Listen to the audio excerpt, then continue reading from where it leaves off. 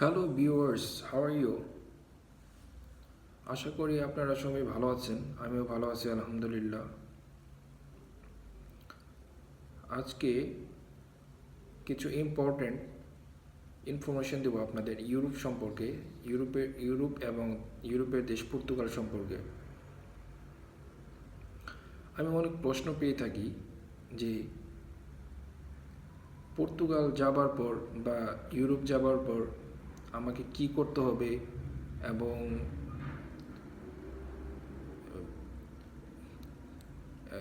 কিভাবে ডকুমেন্ট করব, কিভাবে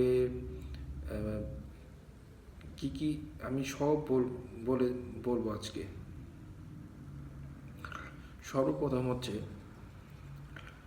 পর্তুগাল কিন্তু এখন নিউ মানে ইলিগ্যাল ইমিগ্রেন্টদের জন্য দরজা বন্ধ করে দিছে, যেটাকে বলে সেভেন্টি এখন বন্ধ আছে। এখন কেউই আর আগের মতো এই পর্তুগালে এসে নতুন করে কাগজপত্র করতে পারবে না। সেই সুযোগটি এই বর্তমান সরকার বন্ধ করে দিছে। আগে যেমন সেনজেনের যে কোনো একটি দেশে বা নন সেনজেন যে কোনোভাবে পর্তুগাল ঢুকলেই তার ডকুমেন্ট হয়ে যেত, এখন কিন্তু সেই সুযোগটি আর নেই। এখন পর্তুগালের ডকুমেন্ট করতে গেলে তার অবশ্যই পর্তুগালের ভিসা নিয়ে আসতে হবে। পর্তুগালের ভিসা পর্তুগালের ভিসা পেলেই সে একমাত্র পর্তুগাল বৈধ হতে পারবে। পর্তুগাল যেমন ওয়ার্ক পারমিট ভিসা হতে পারে, স্টুডেন্ট ভিসা হতে পারে, স্টুডেন্ট ভিসা হতে পারে বা ওয়ার্ক পারমিট, যেভাবে হোক পর্তুগালি ভিসা হলেই হয়েছে। কিন্তু টুরিস্টও হবে, টুরিস্ট আসলে সে পর্তুগালি লিগাল হতে পারবে না। তার তার ভিসার মেয়াদ শেষ হবার আগেই ভিসা তার দেশ থেকে করতে হবে, ঠিক আছে? তো আজকে বলবো যে পর্তুগালের মানুষ কোন কোন পেশায় জড়িত হয়ে থাকে এবং কী কী পেশায় জড়িত, বাংলাদেশিরা, ইন্ডিয়ানরা, পাকিস্তানিরা, নেপালিরা কী কী পেশায় জড়িত হয়ে থাকে এবং পর্তুগালে আপনি কীভাবে ডকুমেন্ট করবেন।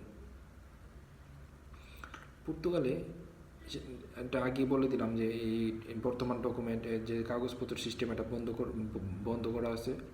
আপনি পর্তুগালের ভিসা আসলে একমাত্র তাহলেই এই দেশে থাকতে পারবেন। এছাড়া আদারওয়াইজ আপনাকে দেশ ত্যাগ করতে হবে। যেমন আমরা যে সময় আসছি, আমাদের আমরা কীভাবে লিগাল হয়েছি সেটা বলি। যেমন আমি পোল্যান্ডের ভিসা নিয়ে আসছি। পোল্যান্ড হচ্ছে একটি সেনজেন কান্ট্রি, সেনজেনমুক্ত দেশ, ইউরোপের 27টি দেশের মধ্যে একটি দেশ। আমি সেনজেনমুক্ত হচ্ছে আপনি একটা ভিসা পেলে অল ইউরোপ করতে পারবেন। সারা মানে 27টি দেশে আপনি যে কোনো দেশে যাইতে পারবেন, ঠিক আছে? তো আমি আজকে যেমন আমি পোল্যান্ডে ছিলাম 13 দিন। পোল্যান্ডে থাকার পর আমি পর্তুগালে চলে আসছি। পর্তুগালে আসার পর আমি সর্বপ্রথম এই এই দেশে যা যা করণীয় সেগুলো করছি। যেমন আপনার সোশিয়াল ফিনান্স, জুনতা, 70 কাজের কন্ট্রাক্ট সব কিছু করছি। সব কিছু করার পর এই দেশে ফাইল লক করছি, যেটা বলে 70 করছি। এখন আমি আমার যে কোনোতে মেল চলে আসবে, ফিঙ্গার এডিট মেল দিলে আমি কার্ড পেয়ে যাবো ইনশাআল্লাহ। তো এই সিস্টেমটা কিন্তু এখন বর্তমানে বন্ধ আছে, ঠিক আছে? আপনি চাইলে কিন্তু এখন আর আগের মতো কেউ এইভাবে অনেক অনেক লোক রোমানিয়া থেকে চলে আসছে, রোমানিয়া থেকে আসছে বড়া মরা ক্রস করে জঙ্গল পথে, পানি পথে, নৌপথে, লিবিয়া দিয়ে আসছে। তারপর কত মানুষ কতভাবে আসছে পর্তুগালে, তারা কিন্তু একটা সময় লিগ্যাল হয়ে গেছে এবং কার্ড পেয়ে গেছে। কতজন পাসপোর্ট পেয়ে দিচ্ছে, এই থেকে চলেও গেছে, এই পাসপোর্ট পাওয়ার পরে আমেরিকা চলে গেছে বা আরও আমেরিকা বড় বড় দেশে চলে গেছে, ঠিক আছে? তো এই হচ্ছে ডকুমেন্টের ব্যাপার। ডকুমেন্ট আপনার হইতে কতদিন লাগে? আপনার যদি লিগ্যালিটি ডকুমেন্ট হইতে আপনার ম্যাক্সিমাম 2 বছর লাগে প্রথম টিআরসি কার্ড পেতে। 1.5 থেকে 2 বছর চলে যায়। আর যদি লয়ার ধরেন, যদি লয়ার হায়ার করেন, লয়ার ধরলে আপনার 1 বছর, 1.5 বছর বা 6 মাস 7 মাস লাগে আর কি। যদি লয়ার হায়ার করে, লয়ার হায়ার করলেও আপনাকে মিনিমাম 600 ইউরো গুনতে হবে। 600 ইউরো লয়ার ফিস। এর নিচে আমি এখনও শুনি নাই যে এর নিচে কেউ কাজ করে থাকে, ঠিক আছে?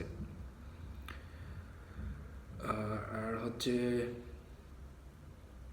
যে কোন কোন পেশায় জড়িত দেখেন, যে ইউরোপে দেখেন আপনার ইউরোপ যে একটা একটা চাঁদের মানে চাঁদের দেশ এমনটা কিছু না। আমার দেশ যেরকম, আমার দেশে যা যা ভ্যাকেন্সি আছে হয়তো ইউরোপেও ওই রকমই ভ্যাকেন্সি আছে, ঠিক আছে। কিন্তু হয়তো আমাদের বাংলাদেশে যারা ছোটো, আমি কোনো কাজকে ছোটো করে দেখি না, কিছু কিছু কাজ দেখা যায় গরিব ঘরের সন্তানরা করে থাকে, কিন্তু ওই ওই একই কাজ মানুষ ইউরোপে এসে করতেছে, বড় লোকের লাভান করতেছে, ঠিক আছে। যেমন কোন কোন সেক্টর আপনার কোন কোন সেক্টরে জড়িত, কোন কোন পেশায় জড়িত, যেমন আপনি ইউরোপ হচ্ছে একটা হোটেল সেক্টর, হোটেল রেস্টুরেন্ট সেক্টরে সবচেয়ে জড়িত। এখানে আপনার হোটেল সেক্টর মানুষ বাংলাদেশিদের তো ওই রকমভাবে এতটা যোগ্যতা নেই, যে যোগ্যতা আছে কিন্তু আপনার যোগ্যতা থাকার পর এটা একটু ইংলিশ স্পিকিং কান্ট্রি না। ইংলিশ স্পিকিং কান্ট্রি হইলে আপনার বিভিন্ন বিভিন্ন সেক্টরে কাজের সুযোগ হইতো, কিন্তু এখানে তো তাদের পর্তুগিজ ভাষা, ইউরোপের প্রত্যেকটা দেশে কিন্তু তাদের নিজস্ব ভাষা রয়েছে, তার যার যার ব্যক্তিগত ভাষা রয়েছে, ওই ভাষাকে তো শিখতে হবে, শিখলে তারপরে ভালো ভালো জায়গায় কাজ করতে পারবেন। কাজের কোনো অভাব নেই, কিন্তু ভাষা জানতে হবে, ভাষা জানলে আপনি যে কোনো জায়গায় কাজ করতে পারবেন, ঠিক আছে। এখন পরে এই যেমন হোটেল রেস্টুরেন্ট সেক্টর হচ্ছে সবচেয়ে বড় সেক্টর, এখানে ম্যাক্সিমাম ইমিগ্রেটরা কাজ করে থাকে। তারপর হচ্ছে আপনার এই আপনার এগ্রিকালচার সেক্টরে কিন্তু অনেকের কাজের সুযোগ রয়েছে। আপনি কোথাও কাজ পাইতেছেন না, আপনার চাকরি হচ্ছে না পর্তুগালে আসার পর, অনেক ঘোরাঘুরি, আপনার মামা নাই, চাচা নাই, খালু নাই, কেউ নাই। আপনি এই আরেকটা বিষয় বলে রাখি, আমাদের বাংলাদেশে যেমন একটা চাকরি পাইতে মামা চাচা লাগে বা খালু লাগে, এই ইউরোপে সেম। আপনার এই ইউরোপে এই পর্তুগালে চাকরি পেতে আপনার রেফারেন্স লাগবে, হয়তো কারো আপনার বন্ধু রেফারেন্স লাগবে, হয়তো আপনার আপনার আত্মীয়স্বজনের রেফারেন্স লাগবে, ঠিক আছে।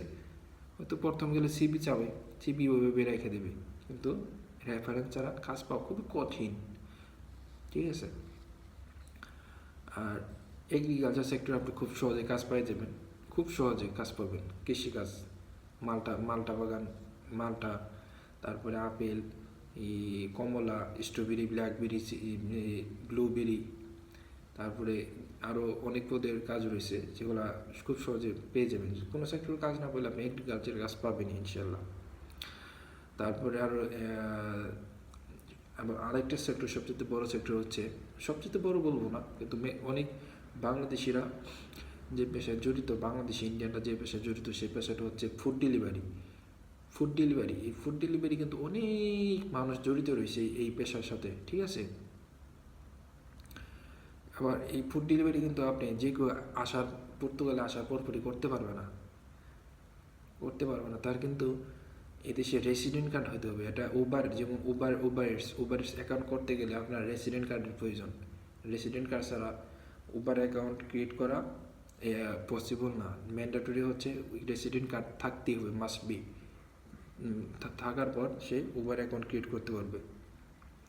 এবং উবার ইটস করলেও, আপনার খাদ্য ডেলিভারি করলেও আপনার পার ডে 50 ইউরো করতে পারবেন। 50 মাসে 1500 বাংলাদেশি টাকা কনভার্ট করলে প্রায় 2 লাখ টাকার পরিমাণ সমান। আর যেটা হচ্ছে, যে আসবেন বাংলাদেশকে ড্রাইভিং লাইসেন্সটা নিয়ে আসবেন, ড্রাইভিং লাইসেন্স যদি নিয়ে আসেন, এই পর্তুগাল আসার পর কনভার্ট করতে পারবেন, কনভার্ট করে আপনি ফুড ডেলিভারি করতে পারবেন। আর যদি আদারওয়াইজ ড্রাইভিং লাইসেন্স না নিয়ে আসেন, এদেশে পরীক্ষা দিতে হবে, এদেশে আপনি ক্লাস করতে হবে, পরীক্ষা দিতে হবে, তারপরে অনেক চড়াই, তারপরে আপনাকে একটি ড্রাইভিং লাইসেন্স নিতে হবে, ঠিক আছে। আর যদি বাংলাদেশ থেকে ড্রাইভিং লাইসেন্স নিয়ে আসেন, তাহলে কিন্তু খুব সহজেই এটি কনভার্ট করতে পারবেন, ঠিক আছে। আর হচ্ছে যে তারপরে সবচেয়ে মানে বেস্ট যেটা সেক্টর আমার কাছে মনে হয়, সেটা হচ্ছে যেমন অনলাইন ট্যাক্সিগুলো এদেশে বলে টিবিডি হচ্ছে উবার, মানে উবারে কাজ করে, উবার বোল্ট, দুইটা সফটওয়্যার।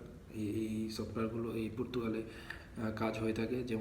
যেমন লাইক ট্যাক্সি, যেমন সহজ করে বলে, যেমন অনলাইন ট্যাক্সি, আপনার ফোনের মাধ্যমে অর্ডার আসবে, অর্ডার পিক করবেন, কাস্টমার তুলবেন, জায়গা মতো ছেড়ে দেবেন, শেষ। এই সেক্টরে সবচেয়ে মোর মানি